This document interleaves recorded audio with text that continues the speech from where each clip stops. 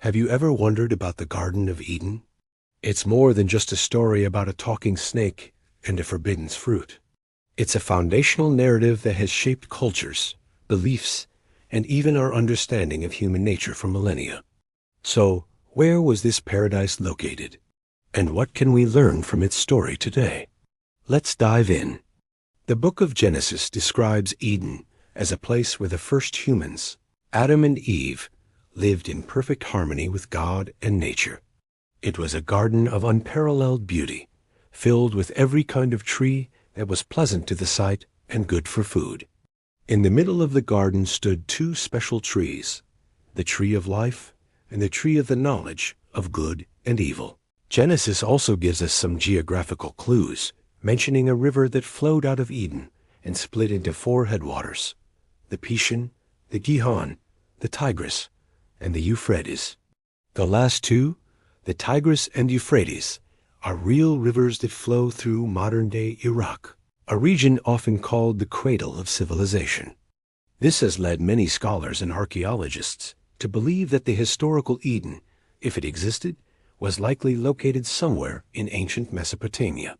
Some theories pinpoint the northern part of Mesopotamia, while others suggest the southern part, near the Persian Gulf, where the rivers meet the sea. Of course, many also view Eden as a purely symbolic or spiritual place, representing a state of innocence and communion with the divine, rather than a physical location on a map.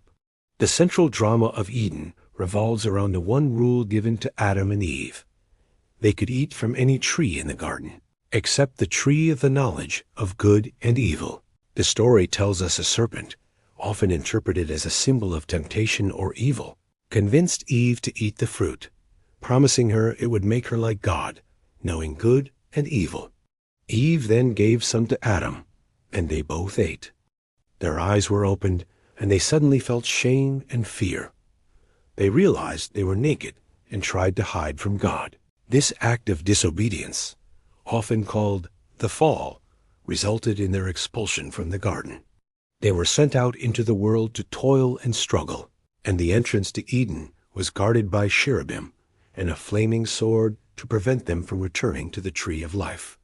So, what does this ancient story mean for us today? The themes of Eden are universal. It explores concepts of innocence, free will, temptation, and the consequences of our choices. It raises profound questions about human nature. Are we inherently flawed? What is the origin of suffering?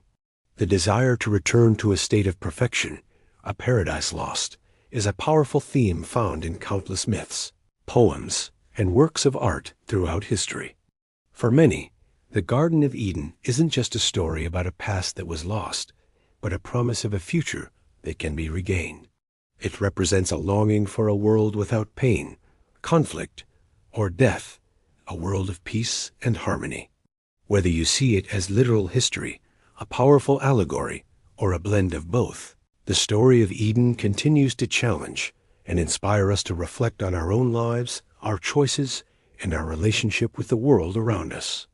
It's a timeless tale about the human journey, from innocence to experience, and the enduring hope for redemption and a return to paradise. Thanks for watching. If you found this exploration of Eden interesting, be sure to like this video and subscribe for more deep dives into fascinating stories from history and mythology. See you in the next one.